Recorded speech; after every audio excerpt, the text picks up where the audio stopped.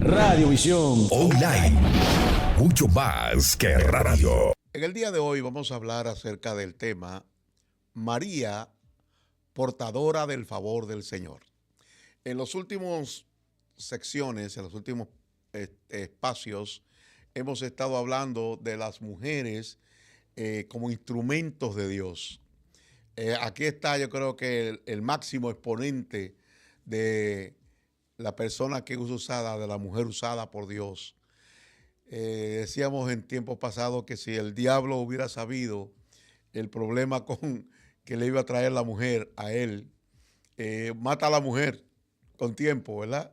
Por eso es que ustedes ven que se han tratado de desvirtuar el papel de la mujer, el rol de la mujer en la creación, primero a través de los movimientos feministas, luego a través de todos estos movimientos de ideología de género. Lo que quieren es tratar de desvirtuar quién es verdaderamente la mujer y que la mujer pierda el papel preponderante que Dios le ha puesto a jugar. En Lucas capítulo 1, versículos 28 y 29, dice la Escritura que entrando el ángel donde estaba ella, dijo: salve, muy favorecida, el Señor es contigo. Bendita tú entre las mujeres. Mas ella, cuando le vio, se turbó por sus palabras y pensaba, ¿qué salutación sería esa? Quizás de los personajes menos mencionados en la predicación cristiana carismática están la pareja compuesta por María y José. Y eso debido a razones entendibles, porque la iglesia romana ha convertido a esta sierva de Dios en objeto de culto, y por ello los creyentes cristianos no católicos, aunque sin pretender minimizar su participación en la divina concepción y su fe, no la incluyen frecuentemente en sus predicaciones. Pero permítanme sugerirles que ella no tuvo la culpa de lo que hicieron desde el poder romano los políticos que usaron la popularidad y el crecimiento de la cristiandad para congraciarse y sustituir los antiguos dioses romanos por algunos de los héroes de la fe de entonces, incluyendo a los ya mencionados, así como a Pedro, a Pablo, a quienes llevaron a niveles superiores de papas y fundamentos de la religión.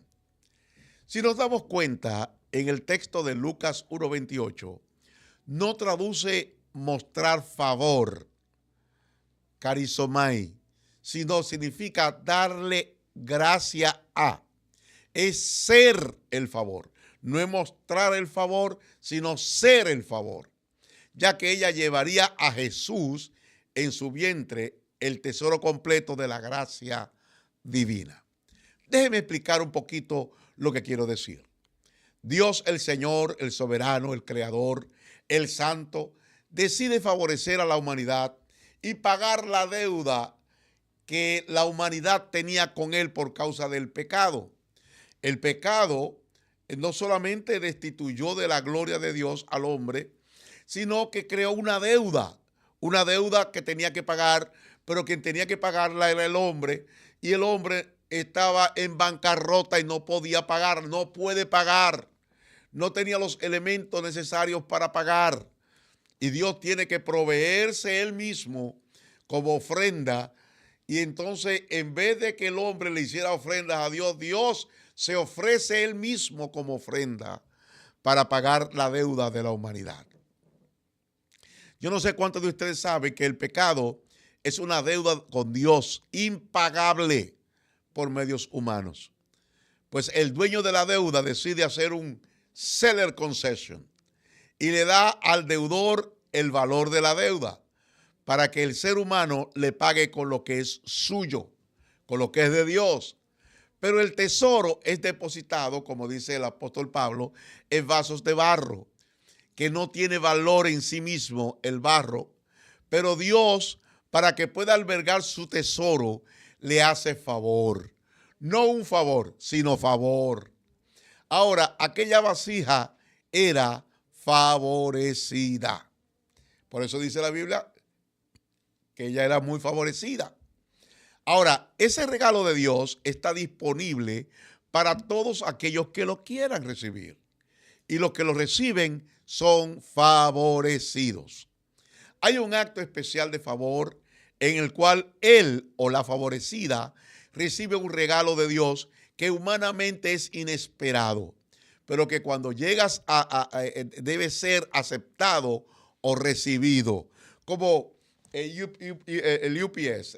Recientemente estaba llegando a mi casa, venía de una comisión que estaba afuera y me recibí una llamada, era del UPS, que me estaban llamando y me estaban diciendo que tenían un paquete para mí, pero que no me lo podían entregar, no lo podían dejar donde siempre me dejan las cosas así, porque necesitaba mi firma. Yo sabía porque era una pieza costosa que habíamos ordenado y no podían tirarlo así, tenían que entregármelo en la mano. Así mismo, Dios cuando te va a hacer un favor, o te va a hacer favor, ¿qué es lo que hace? Te envía directamente el regalo a ti, porque tiene una entrega especial a tu nombre y solo a ti te lo entregan, y cuando lo recibes debes publicarlo, testificarlo a otros que no lo saben, pero que debes recibir el gozo del favor de Dios en tu vida. Yo tuve que firmar y eso es una declaración pública de que yo recibí el regalo. Es lo que ocurrió con el ciego de nacimiento. Cuando él recibe su favor, que fue la vista, ¿verdad? No sabe quién lo hizo. No hay una relación, pero él comenzó a declararlo. Y esto le llevó a conocer en persona al autor del favor, quien le da un mejor regalo que la vista física. Le da la salvación del alma. Y de una persona que recibe un favor, se convierte en favor. La ingratitud limita tu bendición y mi bendición.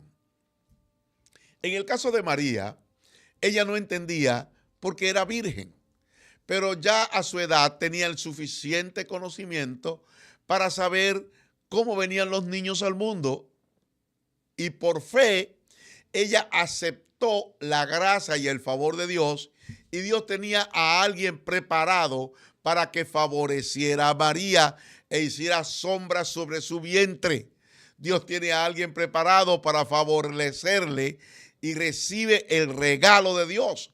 No solo eso, sino que María fue y buscó a su prima Elizabeth para compartir con ella lo que había recibido. Pero Elizabeth también había sido favorecida. Y desde que la vio, dice la Biblia, la criatura que tenía ella, Elizabeth, en el vientre saltó. Qué bueno es saludar, estar en comunión con el que está embarazado de lo mismo que tú. Fluye la gloria, el espíritu se mueve, tenemos un mismo lenguaje. Cuando Dios favorece, Él escoge a esa persona. El tiempo y el lugar de favorecerlo, solamente Dios lo puede escoger. No hay nada de que pueda gloriarse la persona favorecida, porque la misma palabra favor indica que lo que se recibe no tiene nada que ver con algo que hayamos hecho. Todo mérito recae no sobre el vaso o la persona escogida, sino en quien escogió.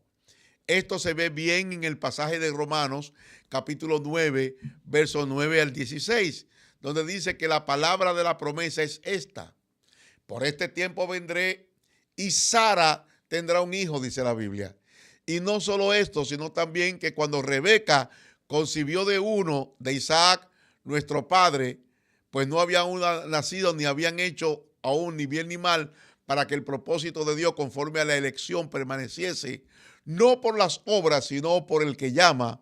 Se le dijo: el mayor servirá al menor, como está escrito: a Jacob amé, mas a Esaú aborrecí. ¿Qué pues diremos? Dice la Escritura, hablando del apóstol Pablo. ¿Que hay injusticia en Dios? En ninguna manera. Pues a Moisés dice: tendré misericordia del que tenga misericordia, y me compadeceré del que yo me quiera compadecer. Así que no depende del que quiere, dice Pablo, ni del que corre, sino de Dios que tiene misericordia. Entonces, en el propósito de Dios hay una persona escogida, hay un tiempo estipulado por Dios. Vuelvo a repito, hay una persona escogida, y puede ser tú en este día, pero hay un tiempo establecido por Dios. Es hoy, puede ser hoy. Y no desaproveches el tiempo que tienes delante de Dios, porque tú no sabes si se vuelve a repetir. No perdamos el avión y luego le echemos la culpa a la aerolínea o al piloto o al avión. A veces le echamos la culpa al avión, a la aerolínea o al piloto, porque el piloto nos dejó. Los latinos tenemos un lenguaje muy peculiar, porque dicen el avión me dejó, como que la culpa fue del avión. No, yo me quedé porque llegué tarde al aeropuerto. ¿Ok?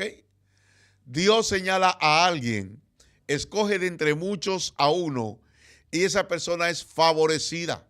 Es por eso que la tsunamita dice de su amado en Cantares capítulo 5, verso 10, mi amado es blanco y rubio, señalado entre 10,000. ¿Cuál es el mérito de María? Haber recibido por la fe lo que se le decía.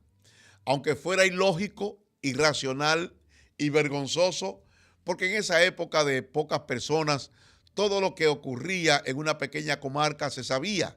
Y aún muchos años después, cuando su hijo ya adulto iba predicando el evangelio del favor de Dios, los compatriotas le recordaban su supuesto origen. En Juan capítulo 8, verso 41, dices, vosotros hacéis las obras de vuestros padres. Entonces le dijeron, nosotros no somos nacidos de fornicación. Un padre tenemos, que es Dios. ¿Qué significa esto? Nosotros somos hijos de fornicación. Le estaban diciendo a él, tú no sabes, nadie sabe quién es tu papá. Eso es lo que le estaban diciendo a él. Entonces, porque no entendían, claro está, lo que es la concepción inmaculada, lo que le ocurrió a María por obra del Espíritu Santo. Haber respondido el llamado también es uno de los logros de María. Cuando Dios llama, su llamado es claro, persistente, específico e irrevocable. Cada vez que Dios llama a alguien a hacer algo, la persona llamada entiende que está siendo llamada, aunque en principio no reconozca la voz y tenga que preguntar, ¿quién eres, Señor? Va a seguir llamando hasta que consiga una respuesta de la persona que ha sido llamada. Tal es el caso de Samuel, en 1 Samuel capítulo 3, versículo 8, donde dice la Escritura que Jehová llamó la tercera vez a Samuel, y él se levantó y vino a Elí y dijo, heme aquí, ¿para qué me has llamado? Entonces entendió Elí que Jehová era el que estaba llamando a Samuel. Cuando Dios nos llama, no nos quita el trabajo que estamos haciendo. David, después de ser ungido como rey en la casa de su padre, siguió atendiendo las ovejas de su padre hasta que se presentó su tiempo. Es como los pozos de Abraham que fueron abiertos de nuevo por Isaac. Aleluya. Por eso Romanos 11, 29 dice, porque irrevocables son los dones y el llamamiento de Dios. Quiero hacer énfasis en este texto porque muchas personas lo toman este texto para decir que pueden hacer cualquier pecado y que Dios no le va a quitar los dones y el llamamiento que tienen, porque no importa el pecado que cometan. Eso no es lo que está diciendo el texto bíblico. No se está refiriendo a ti como predicador, se está refiriendo al pueblo de Israel. No está hablando de ti, no está hablando de un ministro que conscientemente pecó e hizo lo que le dio la gana. Para los ministros siempre hay un cápite aparte. Por eso es bueno que leamos lo que los escritos de Pablo a Tito, a Timoteo, ¿verdad? Donde enseña cómo debe ser la conducta de los obispos, de los obreros, de los ministros de Dios. El que anhela obispado, buena obra desea, pero hay un pero para el obispo, para el ministro. Hay una categoría diferente, no es igual que a todo el mundo, no se le cuenta igual que a todo el mundo. Debido a que el niño estaba en el vientre, en su vientre, y era santo, entonces separado de los pecadores, el vaso escogido, que era María, no podía ser vil, sino santo también. Y cuando el ángel Gabriel le hace el anuncio, reconoció que ella estaba preparada, habilitada para tal labor. Cuando le dice, el Señor es contigo. Por tanto, no solo su vientre, sino los pechos que alimentarían al Santo Hijo de Dios debían estar separados para esa divina encomienda. La mente y la boca de esa mujer estaban preparados para hablar cuando tuviera que hablar y decir lo que tenía que decir y callar cuando tuviera que hacerlo. Por eso varias veces Lucas hace hincapié en su humildad y su sobriedad, como en el capítulo 2, versículo 19 y en el versículo 51, donde dice que María guardaba todas estas cosas, meditándolas en su corazón. Y descendió con ellos y volvió a Nazaret y estaba sujeto a ellos, hablando de Jesús. Y su madre guardaba todas estas cosas en su corazón. Qué hermosa enseñanza para todos aquellos que tenemos a Cristo en el corazón. Debemos guardar nuestro corazón y nuestras bocas cerradas a toda maldición y palabras descompuestas, no dando lugar al diablo con nuestras palabras.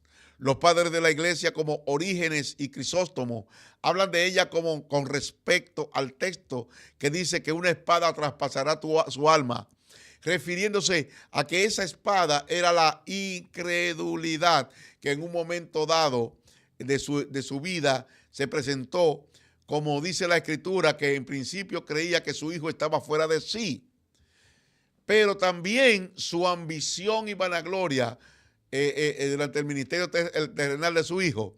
Si recuerdan que en algún pasaje dice que su madre y sus hermanos le buscaban, pero Jesús señaló que su madre y sus hermanos eran los que oyen y hacen la palabra de Dios.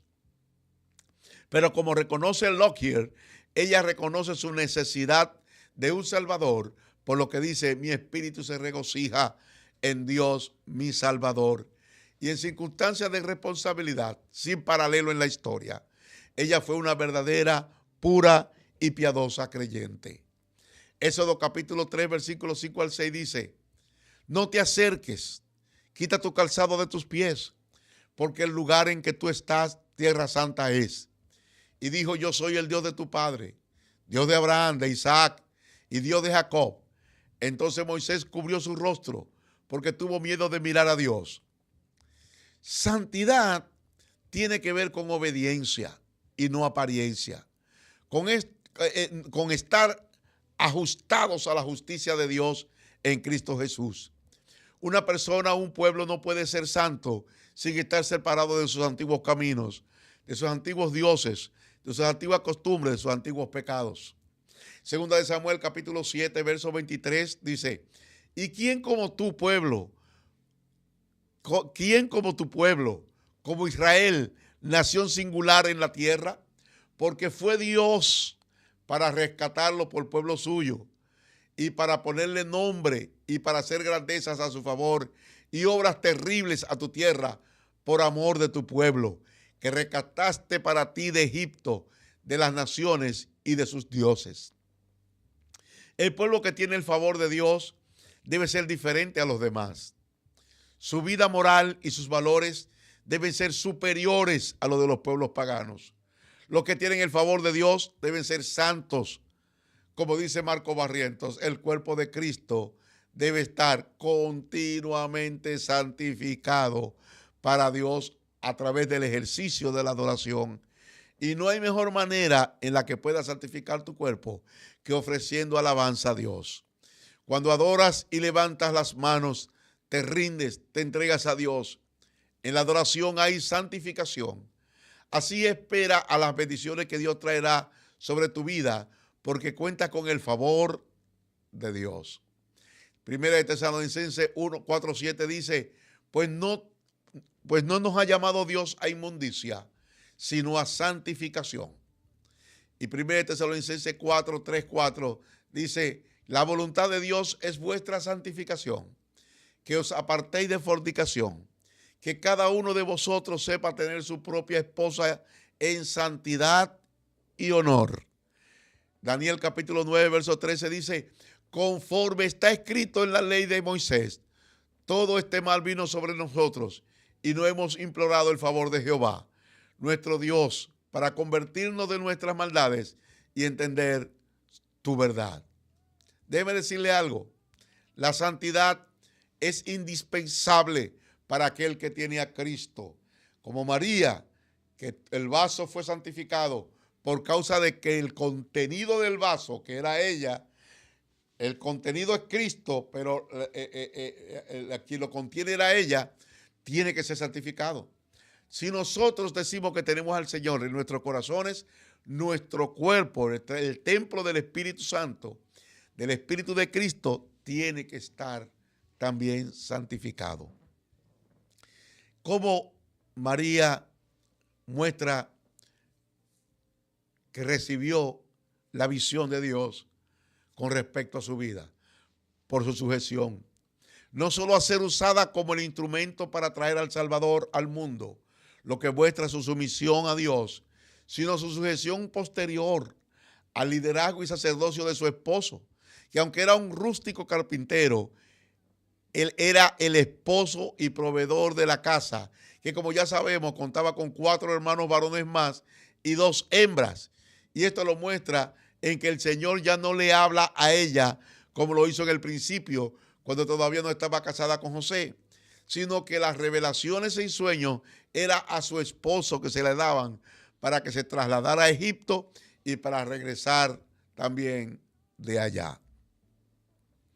El saludo que Dios le da a esta mujer, en Lucas capítulo 39, capítulo 1, versículo 39 al 45, dice: en aquellos días, levantándose María, fue deprisa a la montaña, a una ciudad de Judá, y entró en casa de Zacarías y saludó a Elizabeth.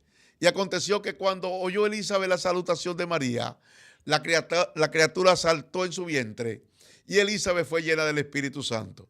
Y exclamó a gran voz y dijo: bendita tú entre las mujeres, y bendito el fruto de tu vientre. ¿Por qué se me concede esto a mí, que la madre de mi Señor venga a mí? Porque tan pronto como llegó la voz de tu salutación a mis oídos, la criatura que llevo en mi vientre saltó de alegría. Bienaventurada la que creyó, porque se cumplirá lo que le fue dicho de parte del Señor en el saludo.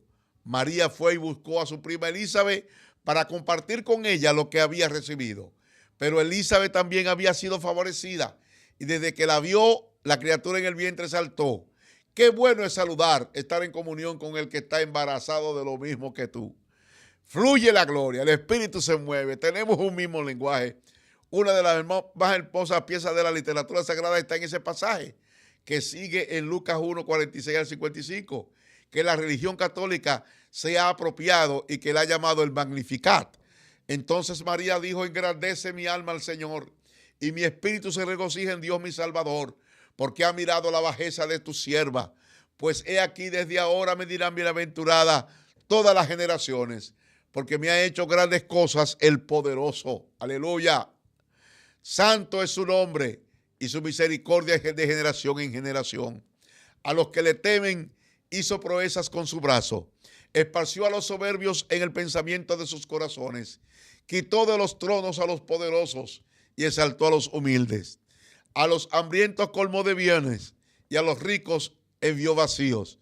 Socorrió a Israel, su siervo, acordándose de su misericordia, de la cual habló también a nuestros padres con Abraham, su descendencia para siempre. ¿Qué más nos muestra María? Y que nos muestra que ella fue favorecida y que era portadora del favor, su servicio y su sacrificio. Aparte de haber traído a Jesús al mundo, María no solo lo crió con otros 6 muchachos más, sino que también quizás seguramente le dio la figura humana que tenía. Lo alimentó, lo instruyó en las directrices de su padre José, y sobre todo en las prácticas de la fe judía que habían recibido. Ellos lo llevaron al templo a los 8 días de nacido y fue presentado. Allí fueron testigos de lo que dijeron Simeón y Ana, y fue circuncidado. Ofrecieron 2 tórtolas y 2 palominos. A los 12 años fue llevado al templo, como acostumbraban todos los años, a celebrarle su bar mitzvah en aquel entonces. Y fue cuando se les perdió y él les dijo aquellas famosas palabras de Lucas 2, 49 y 51. ¿Por qué me buscáis? ¿No sabéis que en los negocios de mi padre me es necesario estar? Mas ellos no entendieron las palabras que les habló, y descendió con ellos y volvió a Nazaret, y estaba sujeto a ellos. Y su madre guardaba todas estas cosas en su corazón. Al final de su ministerio, ya María, aunque posiblemente no entendiera muchas cosas, estaba integrada al ministerio de Jesús, y la encontramos al pie de la cruz, en aquel pasaje típico de la entrega de su madre al discípulo amado. y en el aposento alto junto con los 120, recibiendo el bautismo del Espíritu Santo. Ahora no como el que la hizo sombra, sino como el dulce consolador y fortalecedor de todos los creyentes. Quiero concluir con estas palabras. Si aquella mujer que fue un instrumento de Dios y portadora del favor divino hizo tantos sacrificios, se santificó, le sirvió, se sujetó, le creyó y recibió de Dios todo lo que ella necesitaba para cumplir el propósito de Dios para su vida, ¿cuánto más nosotros, que no solo somos portadores por 9 meses ni por un periodo de tiempo determinado, sino que somos templo de Dios, habitación del Altísimo? Debemos consagrarnos por completo a ser instrumentos en sus manos, vasos en los cuales el favor de Dios se manifiesta.